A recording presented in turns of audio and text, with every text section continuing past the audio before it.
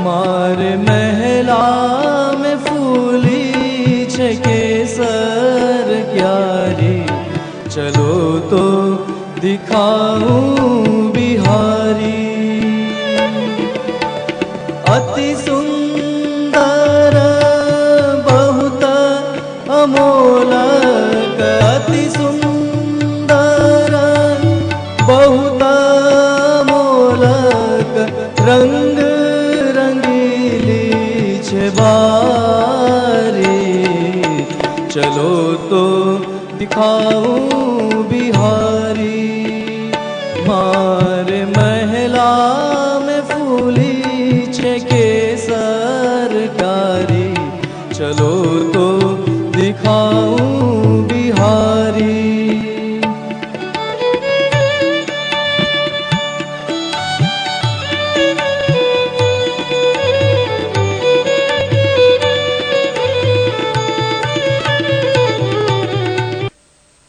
आप ही वेदों का तात्पर्य हैं। हे मोक्ष स्वरूप भगवान, सब आपकी शरण ग्रहण करते हैं। मैं आपको बार बार नमस्कार करता हूं।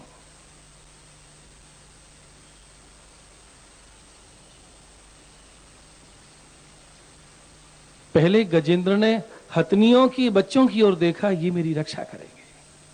हमारे ऊपर विपत्ति आती है तो पहले अपनों की ओर देखते हैं। द्रौपदी ने भी पांडवों की ओर देखा था, ये मेरी लाज बचाएंगे, लेकिन अपनों से कुछ नहीं हुआ। हथनियों ने सूंड का फंदा लगाया पैर में, खींच रही है, लेकिन ग्राह बहुत बलवान था।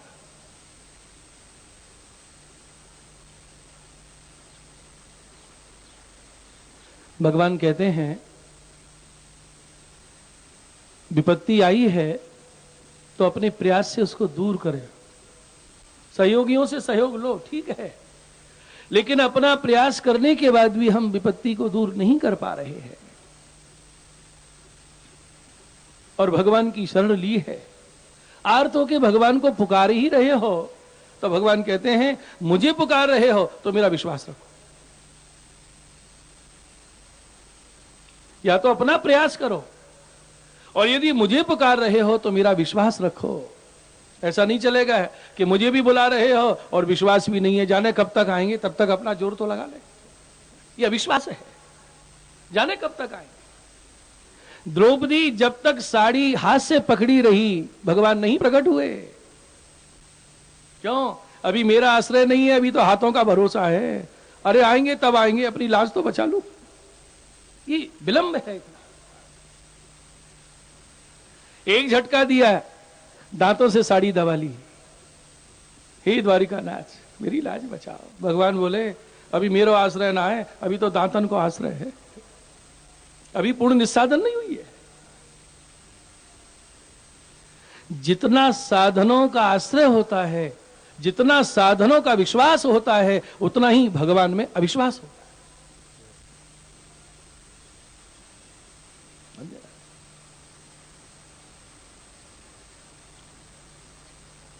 साधनों की अपेक्षा साधनों का आश्रय भी सूक्ष्म अन्याश्रय है। भगवान के अलावा आश्रय है ही नहीं कहीं। किसका बल है? लोग व्यवहार में जो चीजें हमें सहयोग दे रही हैं, जो हमारे काम आ रहे हैं, वो भी स्वयं नहीं आ रहे हैं, भगवान उनके द्वारा हमें सहयोग करा रहे हैं। क्योंकि भक्त के आश्रय का आधार भगवान के अलावा दूसरा कोई है ही नहीं।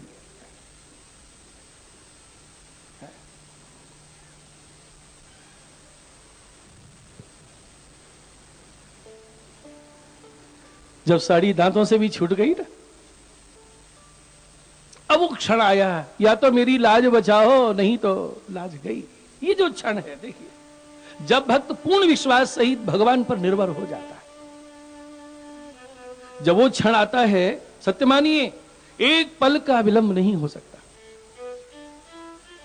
तभी हम कहते हैं कि देर भगवान की ओर से नहीं होती है, देर तो हमारी ओर से होती। जोर लगा रहे हैं अपना।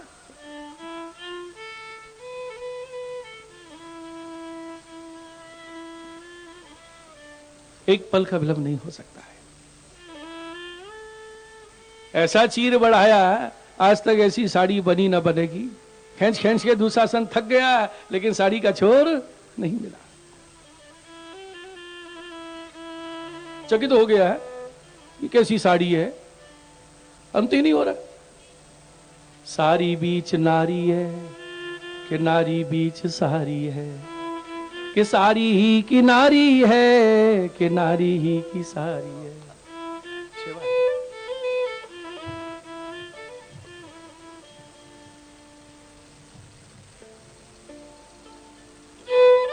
किसी ने प्रश्न लिख के भेजे, अब प्रसंग बस जवाब देंगे।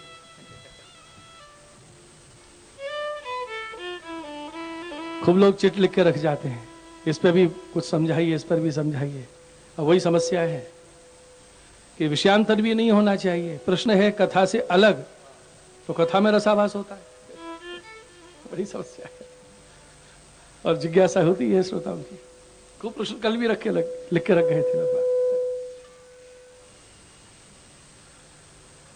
जिसको ऐसी कोई भी शंका हो, अनवसर में दोपहर में या रात्रि को आके मिलिए, वहां समाधान हो तो बढ़िया बात है।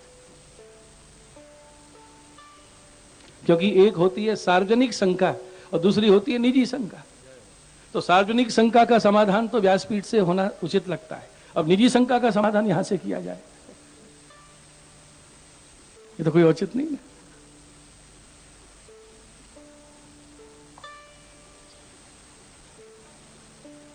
द्वारकाधीश के दर्शन कर रही हैं द्रौपदी, बड़ी देर लगाई, एक पल को विलंब हो जाता मेरी तो लाज चली जाती।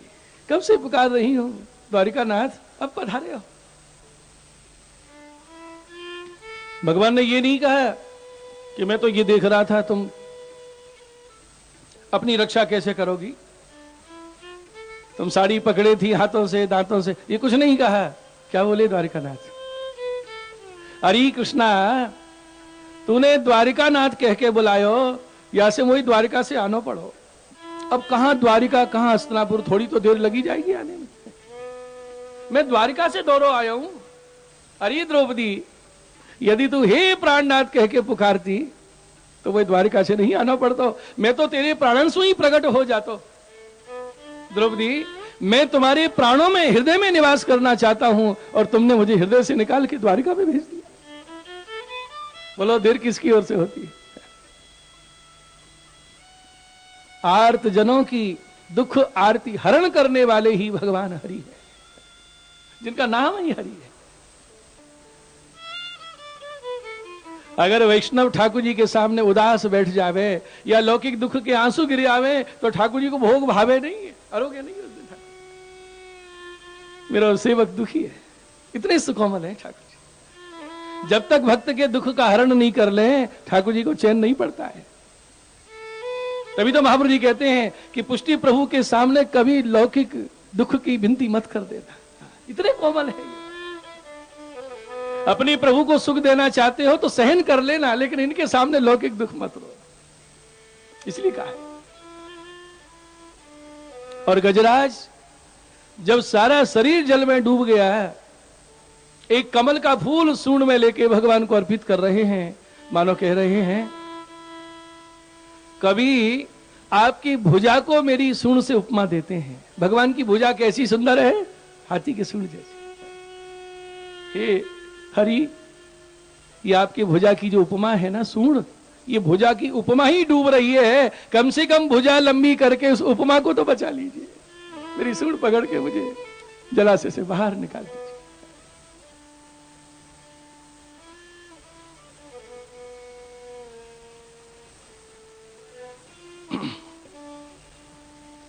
कथा तो हमने अनेक बार सुनी है, ये भाव देखिए।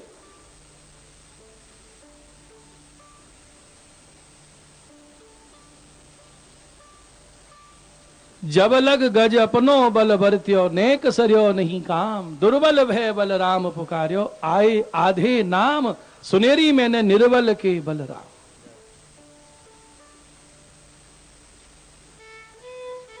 जब वो क्षण आया, अब तो हरि रक्षा करे, नहीं तो मेरे प्राण गए। सबसे तेज चलने वाले गरुड़ जी हैं, भगवान गरुड़ पर पधारे। सबसे तेज चलते हैं गरुड़ जी, आकाश में गरुड़ आ गए।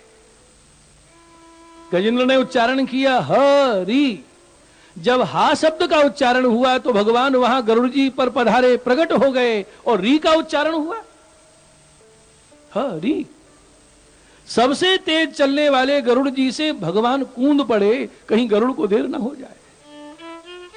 मेरा भक्त केवल मेरे आश्रित है, मुझे पुकार रहा है। गरुड़ से कूद गए हरि भगवान, और जब गरुड़ से कूदे तो भगवान ने देखा कहीं मुझे भी देर ना हो जाए, सुदर्शन को आज्ञा दी तुम आगे जाओ। ऊपर गरुड़, बीच में भगवान हरि और आगे सुदर्शन। इतनी तालाबेली, इतनी आरती है भगवान के हृदय में अपने जन का दुख हरण करने, इसलिए भगवान का नाम है हरि। बोलिए हरि भगवान की।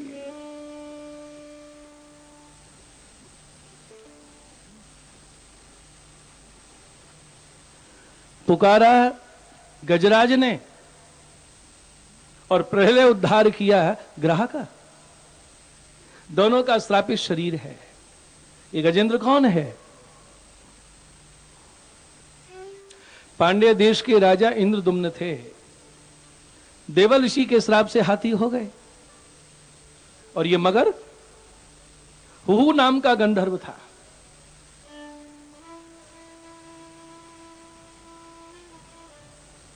पांड्य देश के राजा इंद्रदुम्न अगस्त ऋषि के श्राप से हाथी हुए, और ये देवल ऋषि के श्राप से मगर हो गया। दोनों का श्रापित शरीर है।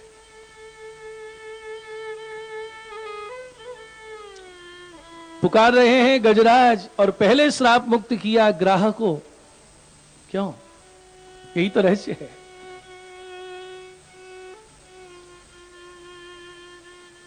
जब गजराज भगवान हरि को पुकार रहे थे, ग्राह समझ गया ये सच्चा भक्त है, इसकी पुकार सच्ची है। आज भगवान गजेंद्र की पुकार सुनकर निश्चित आएंगे। ग्राह बोला, आज मैंने भगवान के सच्चे भक्त का दर्शन किया है, इसकी पुकार सच्ची है। गजराज पैर छुड़ा रहे हैं और ग्राह ने पैर कस के पकड़ लिया। क्यों पकड़ लिया? मानो ग्राह कह रहा है, गजेंद्र आप हरि के दास हो, आपकी हरि तक पहुंच है, लेकिन मेरी ऐसी पुकार कहां है जो भगवान तक पहुंच जाए, क्योंकि मेरे हृदय में भक्ति आपके जैसी थोड़ी है। आप हरि के दास हो, मैं तो आपके चरणों का दास बन गया। अब मैं इन चरणों को नहीं छोड़ूंगा। अगर इन चरणों को छोड़ दिया तो भगवान पधारेंगे आपकी पुकार सुन के, तो मुझ पर कृपा कैसे होगी? आप हरि के दास हो और मैं दासानुदास हूं। गजेंद्र पैर छुड़ाते हैं, ग्राह पैर नहीं छोड़ रहा है। अब नहीं छोड़ूंगा, इन चरणों को छोड़ दिया तो मेरा उद्धार कैसे होगा? भगवान ने जब सुदर्शन छोड़ा है, पहले किसे श्राप मुक्त करें? गजेंद्र को कि ग्राह को? गजराज मुझे पुकार रहा है। भगवान ने कहा, गजेंद्र मेरा दास है और ग्राह दासानुदास है, पहले दासानुदास का उद्धार करना चाहिए। और ग्राह का उद्धार किया। पीछे गजराज को बाहर लेके आए। भगवान हरि ने आर्त भक्त की रक्षा की। बोलो हरि भगवान की। आचर्षण आज्ञा करते हैं, या तो भगवान को विपत्ति में पुकारो मत, ऐसा धैर्य रखो कि जो हो रहा है भगवान की इच्छा से हो रहा है। वो अंतर्यामी मेरे अंदर की जानते हैं, जिसमें मेरा भला होगा वही करेंगे। ये उत्तम भाव है। और यदि आपने कष्ट सहन नहीं हो रहा है, भगवान से प्रार्थना ही की है, तो भगवान से ही प्रार्थना कीजिए, कहीं और नहीं। ये मध्यम कोटि का स्थान है, भगवान से ही कीजिए। और भगवान के सामने मत कीजिए। लौकिक दुख भगवान के सामने नहीं कहना चाहिए।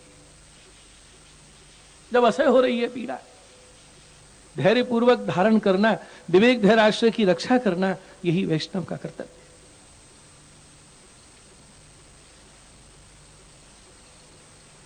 और यदि पुकारते हो तो दृढ़ विश्वास रखिए। और पुकारते समय एक विनती और कर दीजिए कि कृपानाथ, मुझे ऐसा लग रहा है कि इसमें मेरा हित होगा, फिर जैसी आपकी इच्छा है।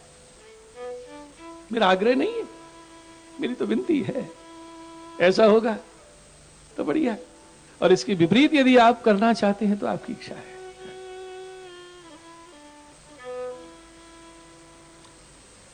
भगवान का विधान भक्त के लिए मंगलमय है।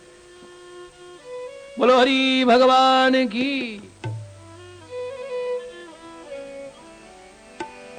हरि हरये नमः, कृष्ण माधवाय नमः, हरि हरये नमः,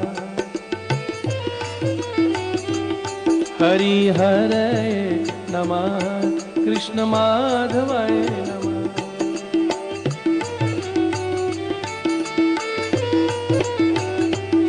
कृष्ण माधवाय नमः, कृष्ण यादवाय नमः, कृष्ण माधवाय नमः, कृष्ण यादवाय नमः, हरि हरये नमः, कृष्ण माधवाय नमः, हरि हरये नमः, कृष्ण माधवाय नमः, कृष्ण माधवाय नमः, कृष्ण यादवाय नमः, कृष्ण माधवाय नमः, कृष्ण यादवाय नमः, हरि हरये नमः, कृष्ण माधवाय नमः, हरि हरये नमः, कृष्ण माधवाय नमः, कृष्ण माधवाय नमः, कृष्ण यादवाय नमः, कृष्ण माधवाय नमः, कृष्ण यादवाय नमः,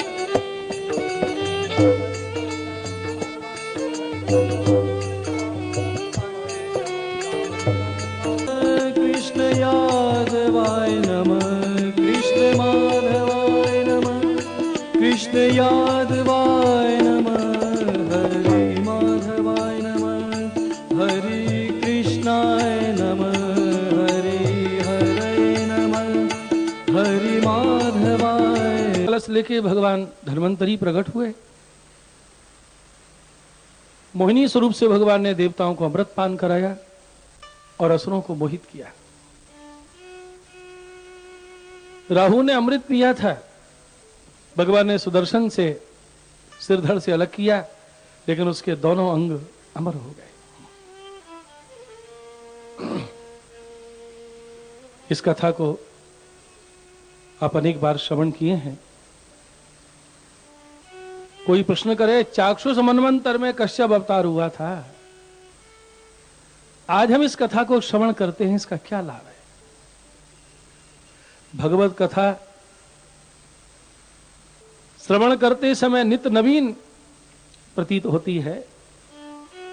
इस कथा से यह अनुभव होता है कि भगवान चाहे अंश अवतार से लीला करें, कला अवतार से लीला करें, उनकी सामर्थ्य में कोई अंतर नहीं आता। ये सिंधु मंथन की कथा हमें व्यवहारिक शिक्षा देती है। जैसे वहां देव असुरों ने मिलकर समुद्र मंथन किया था, ये संसार भी तो सागर है। यहां भी दो ही प्रकार के जीव हैं, दैवी और आसुरी। हम लोग भी सिंधु मंथन कर रहे हैं। मंदिराचल पर्वत क्या है? दिन रात समय बीत रहा है। वासुकी सर्प जो फन की ओर लगे हैं उनको कष्ट है, पूंछ की ओर लगे हैं उनको कोई भय नहीं। ये जीवन में आने वाले सुख दुख हैं। किस लिए आए हैं हम इस संसार में? कृष्ण प्रेमामृत को प्राप्त करने के लिए। लेकिन वैष्णव जनों, अमृत सबसे बाद में मिलेगा, पहले तो विष पीना पड़ता है। और विष कौन ने पिया है? शंकर जी ने, जो वैष्णव है। ये विषपान क्या है? तीनों प्रकार के दुखों को सहन कर जाना, यही विषपान है।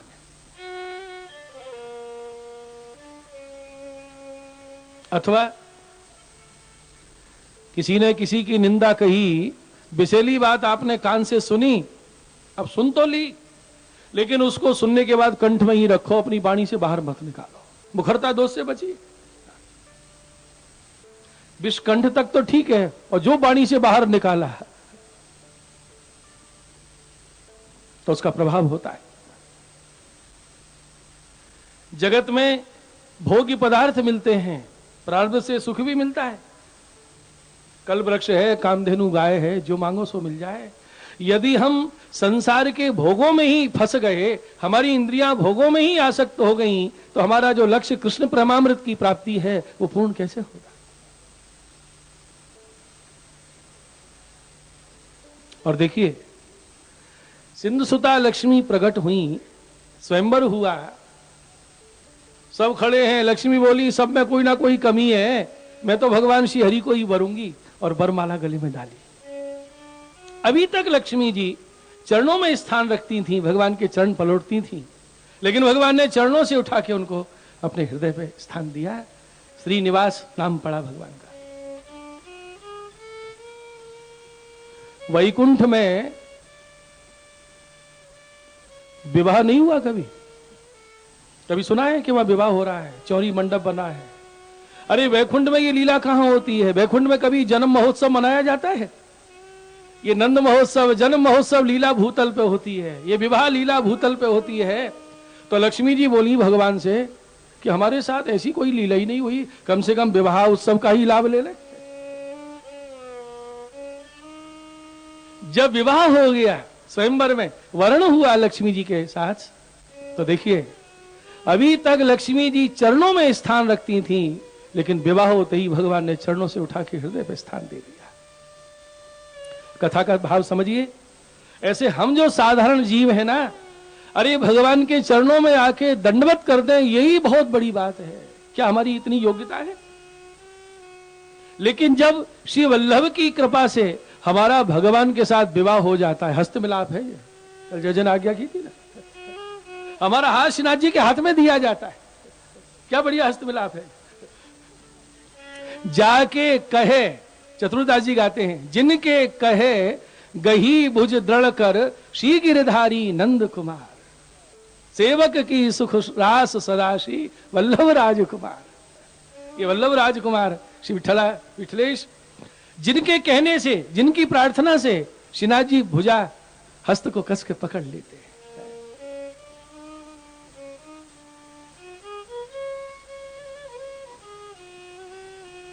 दृष्टि चितय सिद्धांत बतायो लीला एक अनुसार।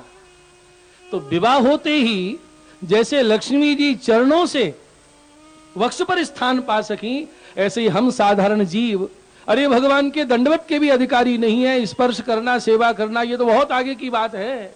कहां क्षुद्र जीव, दोष निधि का अनंत गुण निधि भगवान, संबंध हो सकता है। लेकिन जब वल्लभ की कहानी से प्रभु अंगीकार कर लेते हैं, हाथ पकड़ लेते हैं, तो जैसे स्वकीय स्त्री को पति की सर्व सेवा का अधिकार विवाह के बाद प्राप्त हो जाता है, ऐसे भगवान उसको जो चरणों में दंडवत करने का पात्र नहीं था, उसको उठा के लक्ष्मी जी की तरह अपने हृदय से लगाते हैं। तू श्रृंगार धरा, तू भोग धर, तुझे जो मनोरथ हो सो पूर्ण कर, जैसे लाल लड़ाना चाहा लाल लड़ा। ठाकुर जी उसके स्वामी पति वन के माथे विराजमान हो जाते हैं। बोलो कृष्ण कन्हैया लाल की। तो लीला तो यही होती है ठाकुर जी की। किसी भी लोक में, किसी भी धाम में जन्मोत्सव नहीं मनाया जाता, विवाहोत्सव नहीं मनाया जाता।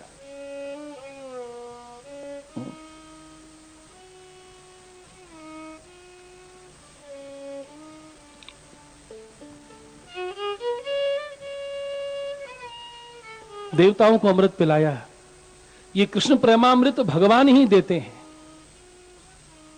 भगवान ही पान कराते हैं।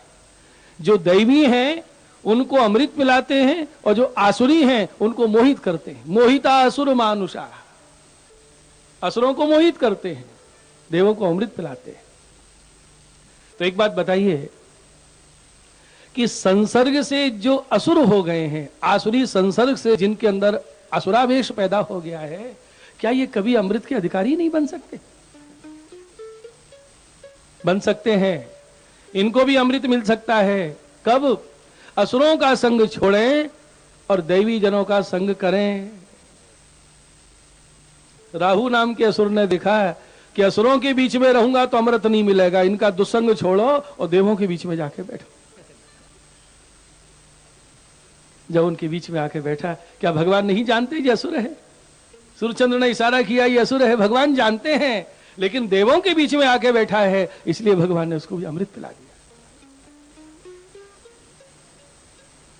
तो आप हमेशा जो दैवी जन है, भगवत जन है, उनका संग कीजिए, उनके संग से असुरावेश समाप्त होता है और भगवान उसको भी अमृत पान करा देते हैं।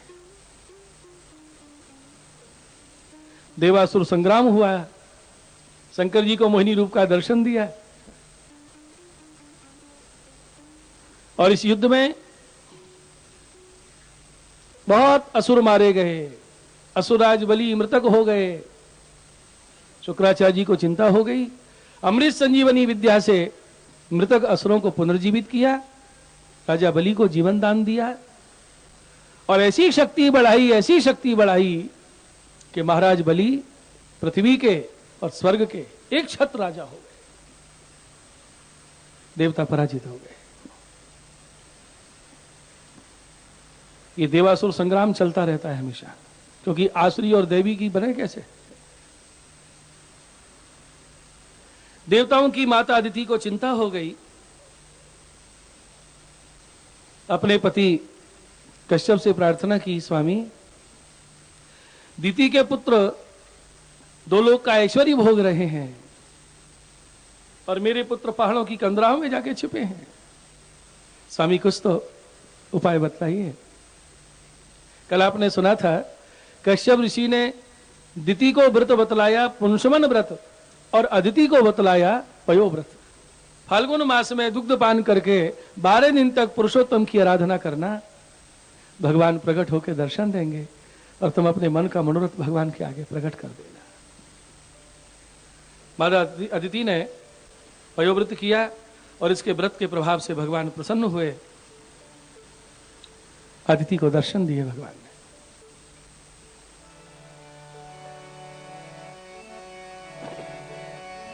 तस्याः प्रादुर्भूतात् भगवानादिपुरुषः पीतवासाश्चतुर्बाहु शंखचक्र गदाधरः। चतुर्स्वरूप है, 4 आयुध हैं। तं नेत्र गोचरं वीक्ष्य सहसोत्थाय सादरम् न नमाम भुवि कायेन दंडवत् प्रीत विमला। भगवान के दर्शन करके अदिति माता बहुत प्रसन्न हुई, दंडवत की विमल हो गई, शरीर में रोमांच हो गया, वाणी गदगद हो गई, बोलना चाहती हैं लेकिन वाणी बंद हो गई। धीरे धीरे भगवान की स्तुति करने लगी।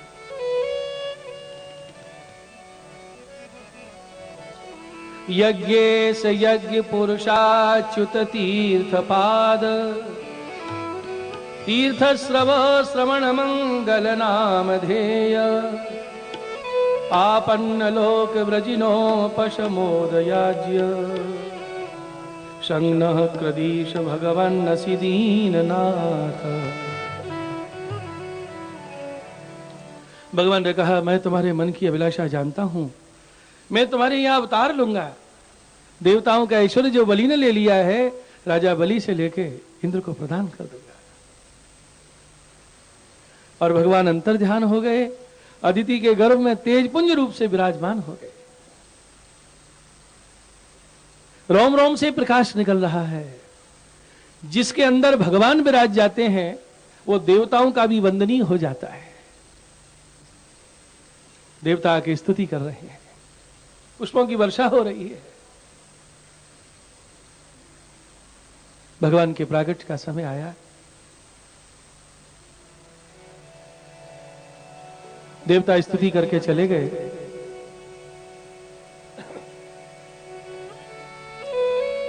इत्थं विरिंचि स्तुत कर्म वीर्य प्रादुर्बभूवामृत भूरिदित्या चतुर्भुज शंख गदाब्ज चक्र पिशंगवासा नलिनायते क्षण श्यामावदातो झखराज कुंडल तिशोलस श्रीवदनांबुज पुमान श्रीवत्स वक्षावलयांगदोल्लस किरीट कांची गुणचारुनु।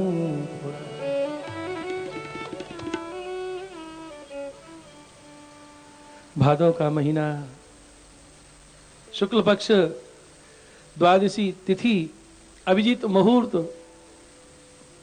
श्रवण नक्षत्र, मध्याह्न का समय। भगवान चतुर्भुज रूप धर के अदिति के गर्भ से प्रकट हुए। बोलिए वामन भगवान की। शंख चक्र गदा पद्म धारण किए हैं।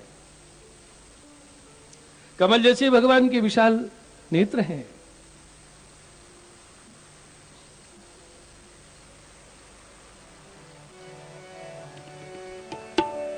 श्यामावदातो,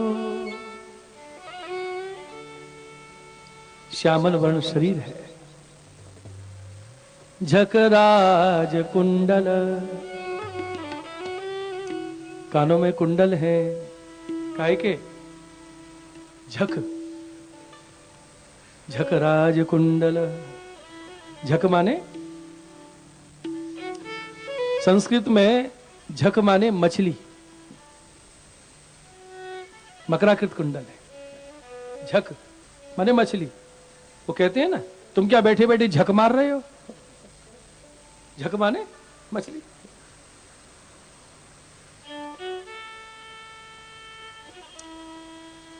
श्रीवक्ष पर श्रीवत्स चिन्ह है, हाथों में कंगन है, भुजाओं में बाजूबंद है, करधनी है, चरणों में नूपुर है, गले में बनमाला है।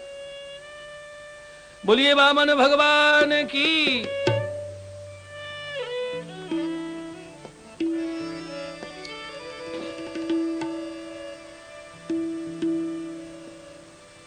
कश्यप अदिति दर्शन कर रहे हैं।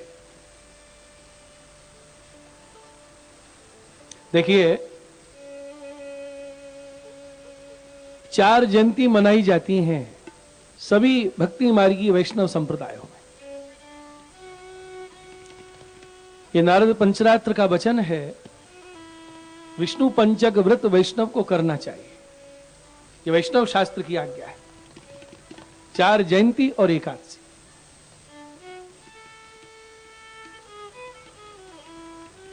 चार जयंती क्यों मनाते हैं? क्योंकि ये 4 जो अवतार हैं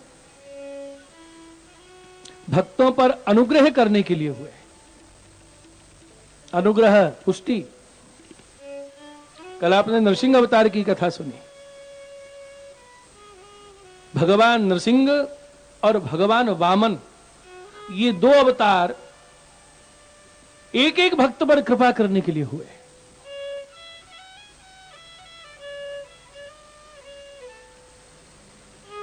अरे हिरण्यकश्यपु को मारने के लिए पूर्ण अवतार से प्रकट होने की क्या जरूरत? क्या केवल हिरण्यकश्यपु के लिए प्रकट हुए पूर्ण अवतार में? नरसिंह भगवान प्रहलाद के ऊपर कृपा करने के लिए।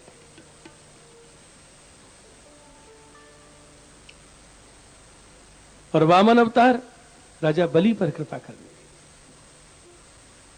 बलि का आत्मनिवेदन सिद्ध कराऊंगा, अंश कला अवतार से नहीं, पूर्ण अवतार से।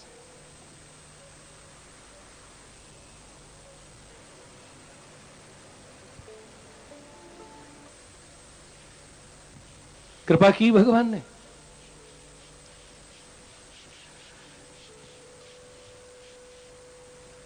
और श्री राम का दर्शन करके जिनके हृदय में माधुर्य भाव जगा, क्योंकि श्री राम में सौंदर्य बहुत है।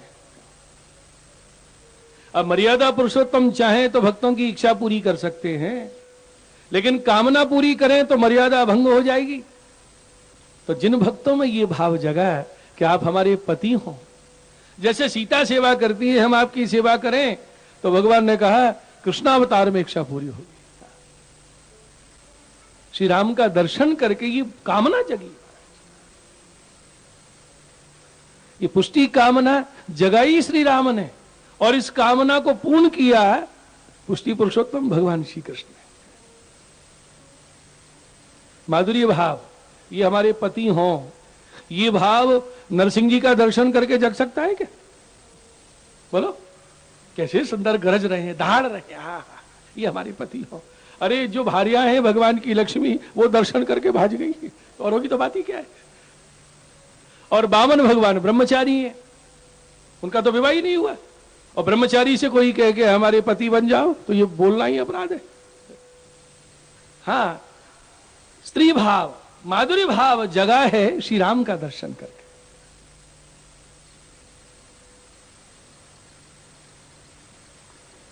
और वो भाव को पूर्ण किया है भगवान श्री कृष्ण ने। तो अनुग्रह है चारों अवतारों में।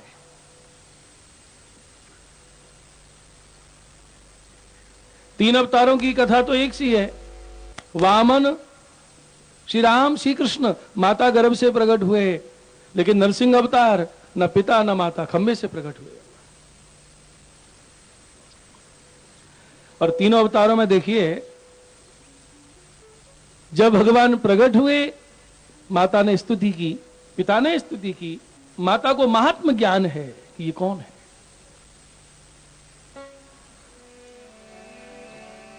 दृष्ट्वादितिस्तं निज गर्भ संभवं परं पुमान् समुदमाप विस्मिता गृहीत देहं निज योग मायया प्रजापतिश्चाह जयेति विस्मित। अदिति दर्शन करके चकित हो गई। निज गर्भ संभवम, ये अजन्मा मेरे गर्भ से जन्मे है। परम पुमान् समुदमाप विस्मिता, वो तो चकित हो गई। अजन्मा का जन्म मेरे गर्भ से हुआ है, असंभव। फिर बोली ग्रहीत देहम निज योग माया, मैं समझ गई ये स्वरूप तो इन्होंने अपनी योग माया से प्रकट किया है। निज इच्छा निर्मित तनु। अदिति को भी महात्म ज्ञान है, और कौशल्या जी ने भी यही कहा था।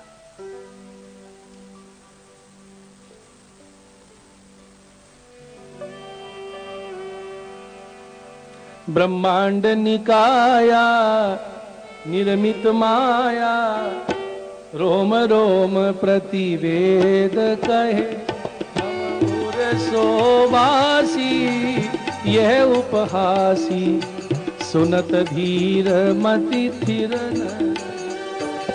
जिसके रोम रोम में ब्रह्मांड है वे मेरे गर्भ से प्रकट हुए हैं। स्थिर मति वाला सुने उसका भी माथा चकरा जाए।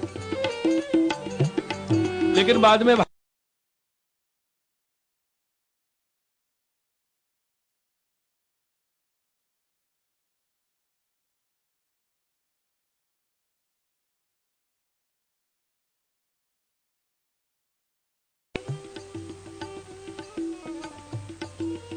दर्शन करते समय जो महात्मा ज्ञान पैदा हुआ है, कौशल्या के हृदय में भी हुआ और देवकी जी के हृदय में भी। देवकी जी की स्तुति, वसुदेव जी की स्तुति। लेकिन कौशल्या जी की भाषा बदली थोड़ी। क्या बोली?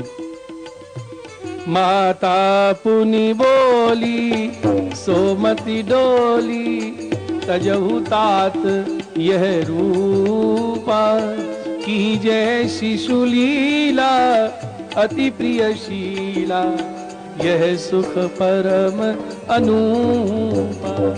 सुन बचन सुजाना रोदन ठाना, वे बालक सुर भूपा। यह चरित जो गावही हरि पद पावही, तेन परहि भवकूपा। क्या बोली कौशल्या जी? कीजय शिशु लीला, आप शिशु लीला कीजिए। अब भगवान ने विचार किया कि शिशु बन जाऊं ये तो ठीक है, लेकिन लीला कौन सी करूं? शिशु को कौन सी लीला आती है? बोलना जानता नहीं है, चलना जानता नहीं है। हाँ, एक लीला आती है शिशु को, क्या? वो रोना जानता है। और जो ही दुबुज शिशु बने और जोर से रोना ठान दिया। सुनो बचन सुजाना रोदन ठाना। माता चुप कर रही है, स्तन से लगा रही है, लेकिन भगवान चुप नहीं हुए। क्यों? कि तुम ही तो कह रही हो लीला करो। अब लीला कर रहे हो तो चुप कर रही हो। कौशल्या के सामने रोए और देवकी जी क्या बोली कि बालक रोवे नहीं। कहीं रोने की आवाज पहरेदारों ने सुन ली तो अभी जाके कंस को समाचार दे देंगे। कृष्णावतार में बिल्कुल नहीं रोए भगवान, और वहां रोए। और यहां वामन अवतार में शिशु नहीं बने हैं, माता पिता के सामने देखते देखते ब्रह्मचारी हो गए। क्योंकि जैसा माता पिता का भक्तों का भाव होता है, भगवान वैसी लीला करते। बोलिए वामन भगवान की।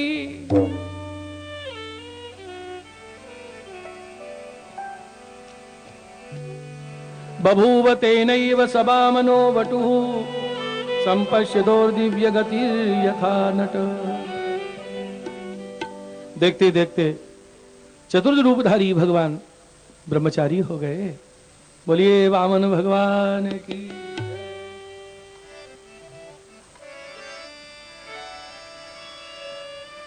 श्री वामन अवतार प्रगट भय, श्री वामन अवतार, श्री वामन अवतार। सब बोलिए प्रगट भय, श्री वामन अवतार। तन घन श्याम पीत पट राजत, तन घन श्याम पीत पट राजत। शोभित है भुज चार प्रगट भये, श्री वामन अवतार।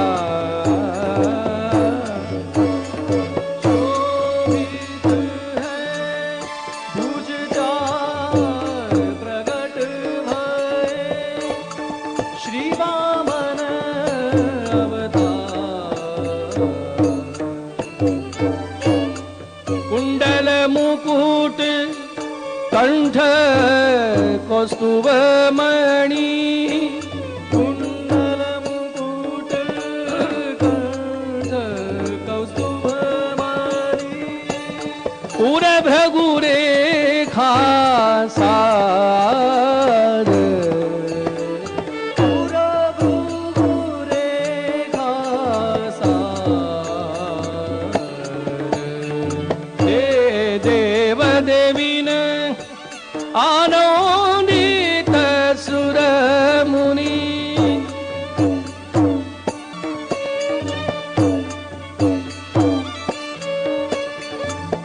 जय जय निगम उचार प्रगट भय, श्री वामन अवतार।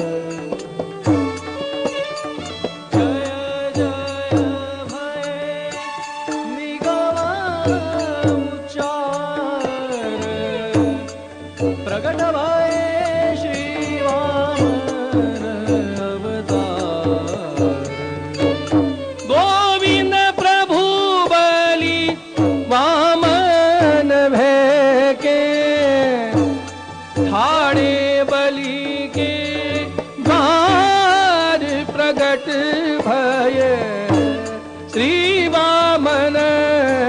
अवतार प्रगट भय गोविंद प्रभु बलि वामन के थाड़े बलि के द्वार प्रगट भय श्री वामन अवतार। बोलिए वामन भगवान की जय। सब देवता अपनी अपनी भेंट बधाई लेके आ रहे हैं। जन्म संस्कार के साथ ही उपनयन संस्कार हो रहा है। छत्र, कमंडल, कौपीन, मेखला, खड़ाऊ धारण किए हैं। अद्भुत शोभा है भगवान की। देवता समझ रहे हैं ये अवतार हमारे लिए भयो है। जो हमारा सब ले लियो है बलि ने, भगवान बलि से लेके हमें दे देंगे। लेकिन ये अवतार बलि राजा पर कृपा करने के लिए हुआ है। बटुक ब्रह्मचारी आए हैं। राजा बलि चल दिए। शुक्रदेव ने कहा आपने यज्ञ दीक्षा ली है, पहले यज्ञ पूर्ण करो। गुरुदेव कोई ब्राह्मण ब्रह्मचारी खाली हाथ चला जाए ये भी उचित नहीं है। उनको जो चाहिए मैं देके आता हूं। जब बार बार जाने का आग्रह किया तो शुक्रदेव ने कहा राजन जानते हो ये कौन है? ये वही देवताओं के पक्षपाती हैं जिन्होंने मोहिनी बन के अमृत पिला दिया था, आज तुम्हारे साथ फिर छल करने आए। जब राजा बलि ने ये सुना महाराज गदगद हो गए। गुरुदेव आपने पहले क्यों नहीं बताया कि मेरे द्वार पे भगवान पधारे? ये सब कुछ उन्हीं का दिया हुआ है। अरे वो चाहे वैसे ही ले सकते हैं, लेकिन आज मुझे कितना सम्मान दे रहे हैं कि जगत को देने वाले याचक बन के खड़े हैं और अपने सेवक को दाता बना दिया है। चल दिए महाराज बलि। शुक्रदेव ने कहा पहले यज्ञ पूर्ण करो। बलि हाथ जोड़ के बोले गुरुदेव एक बात बताइए, यज्ञ आदि साधन किस लिए किए जाते हैं? यज्ञ साधन है और भगवान फल है।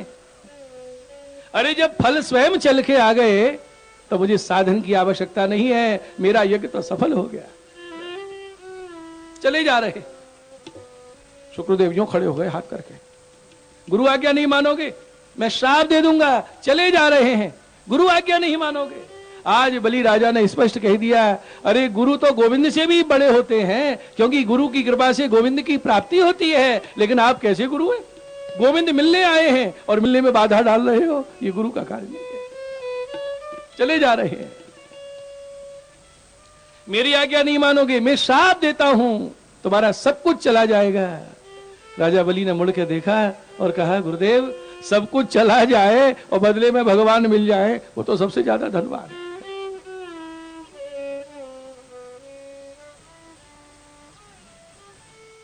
दरवाजे पे गए, भगवान को दंडवत की।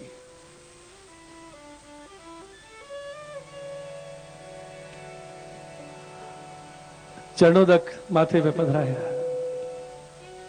स्वागतम ते नमस्तुभ्यं ब्रह्मन् किंकरवामते ब्रह्म ऋषीणां तप साक्षात् मन्ये त्वार्य वपुर्धरम्। स्वागत है हे ब्राह्मण कुमार, आपको नमस्कार करता हूं। लगता है हमारे यज्ञ का फल साक्षात सामने द्वार पे खड़ा है।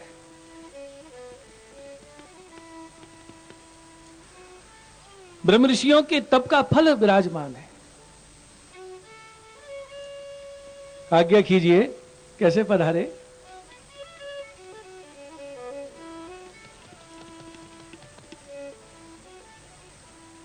पुरुषोत्तम श्रेष्ठ नाम में श्री महाप्रभु जी आज्ञा करते हैं यांचोपदेश करता च, जिससे कुछ मांगना हो पहले उसकी खूब बढ़ाई करनी चाहिए।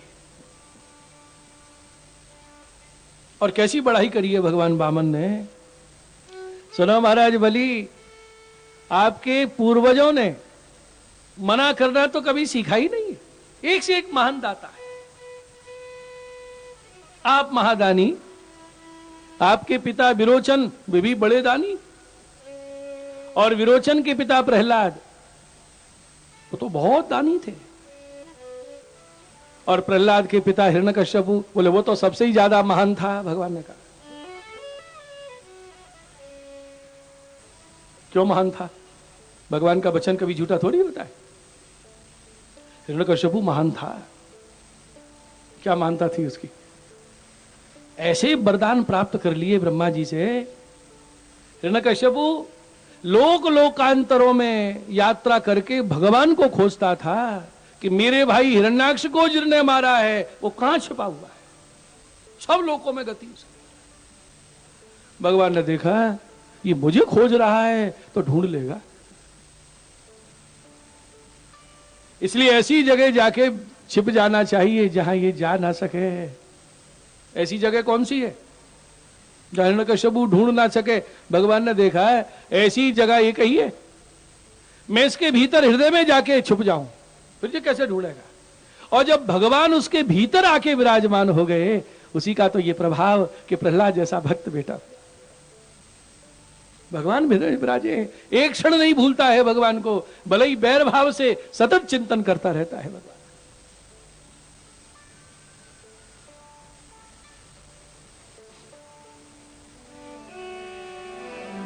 यद यद बटो वांछसि तत्प्रतीक्ष में त्वामर्थिनं विप्रसुतानुतर्कये गांकांचनं गुणवद्धाम मृष्टं तथान्नपेयमुत वा विप्रकन्या गामान् समृद्धां स्तुरगान् गजान् वा रथां तथा तमसं प्रतीच्छ।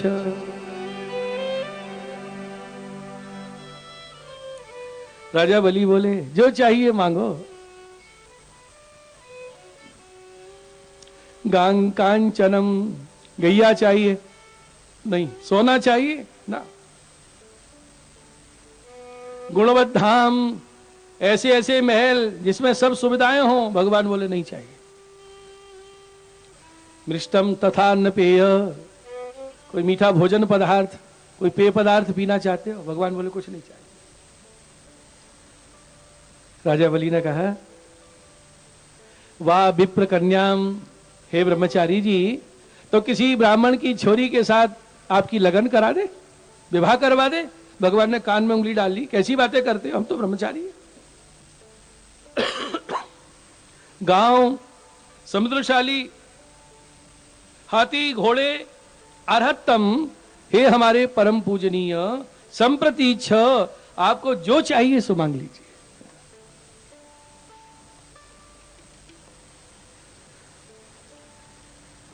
भगवान बोले क्यों प्रलोभन दे रहे हो महाराज?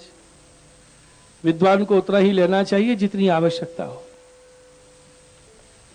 बलि के द्वारे ठाड़े बामन, तीन पैर वसुधा हम मांगत, परन कुटी एक छावन। तीन पैर चले भगवान, बस इतनी भूमि चाहिए, एक कुटिया बनाएंगे और उसमें बैठ के वेद अध्ययन करेंगे, हमें ज्यादा कुछ नहीं चाहिए। बलि ने कहा ये क्या मांगा? अरे मैं गांव दे दूं, राज्य भेंट कर दूं, कुछ नहीं चाहिए, लेकिन एक शर्त है। पदानी तीन, तीन पैर धरती चाहते हैं, एक शर्त है। संमितानी पदा ममो, हम अपने चरणों से तीन पैर धरती नापेंगे, नापेंगे हम। बलि ने कहा पहले भीतर तो पधारी है। भगवान को भीतर पधराया।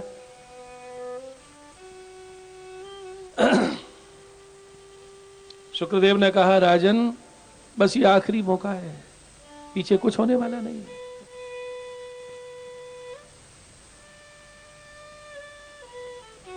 बलि ने कहा मैंने तो वचन दे दिया है। शुक्राचार्य बोले वचन दिया है, संकल्प तो नहीं किया है। और शुक्राचार्य जी ने एक नीति का श्लोक सुना दिया है, इतनी जगह वचन से फिर जाए, झूठ बोले तो कोई दोष नहीं होता है। स्त्री सुनर्म विवाहे च वृत्यर्थे प्राण संकटे गो ब्राह्मणार्थे हिंसायाम नान्यतं स्यात् जुगुप्सितम्। स्त्री को मनाने में, विवाह में, वृत्ति में, प्राण संकट में, गौ ब्राह्मण की रक्षा के लिए, किसी की हिंसा हो रही हो, अनृतम थोड़ा झूठ बोल देना, जुगुप्सितम न स्यात्, वो निंदनीय नहीं है, शुक्रदेव ने कहा। अब देखो, वक्ता कथा सुनाते हैं कि जब संकल्प किया ना, तो झारी की टोंटी में शुक्राचार्य जी सूक्ष्म रूप धर के बैठ गए, और जब झारी टेढ़ी करी तो जली नहीं टपके। राजा बलि बोले कछु अड़ गए और दिखे जाके अंदर, तो सलाई डाली और वो सलाई सीधी शुक्राचार्य जी की आंख में गई। ये कथा सुनी है ना आपने, पर ये प्रसंग भागवत में तो है ही नहीं। अब ये कहां से चली?